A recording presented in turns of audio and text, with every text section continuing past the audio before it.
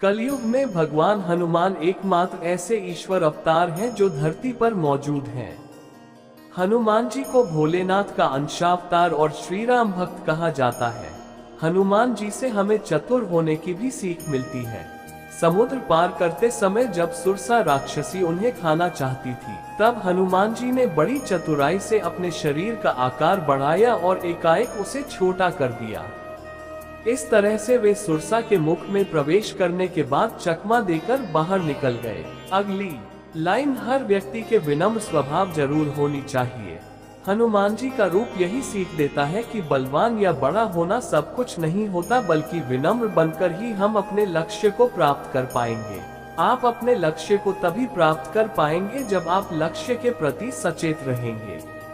लंका जाते समय हनुमान जी को भी कई समस्याओं का सामना करना पड़ा, लेकिन वे अपने निश्चित लक्ष्य पर सजग रहे और भोग विलास की सुविधा से युक्त मैनाक पर्वत को केवल छूकर आगे बढ़ गए।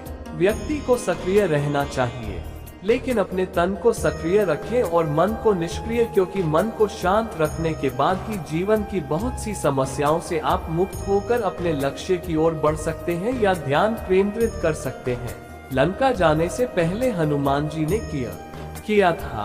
हनुमान जी आजीवन ब्रह्मचारी रहे, यानी उनका जीवन संयमित था, जिसके कारण वे बहुत शक्तिशाली भी थे। इसी तरह से हमारे जीवन में खान पान से लेकर रहन सहन सब कुछ संयमित होना चाहिए। असंख्य खूबियों में भक्तिभाव होना ही हनुमान जी के सर्वोत्तम गुण है। अपनी भक्ति के गुण से ही हनुमान जी श्री राम के प्रिय भक्त बने। हर व्यक्ति में भक्तिभाव का गुण जरूर होना चाहिए। भक्ति से मन बलवान होता है। हनुमान जी कलयुग में सबसे जल्दी प्रसन्न होने वाले देवता हैं। उनका मात्र स्मरण करने से ही व्यक्ति के सारे पाप धुल जाते हैं। हनुमान जी को अमरत्व का वरदान प्राप्त है। वे बलवान और बुद्धिमान हैं, इसलिए उनके समक्ष कोई मायावी शक्ति नहीं टिक पाती। हनुमान अजर अमर है। श्री राम के भक्त हनुमान आज भी धरती पर मौजूद हैं। मंगलवार शनिवार को इनकी विधि विधान से पूजा करने पर भक्तों के सब दुख दूर हो जाते हैं।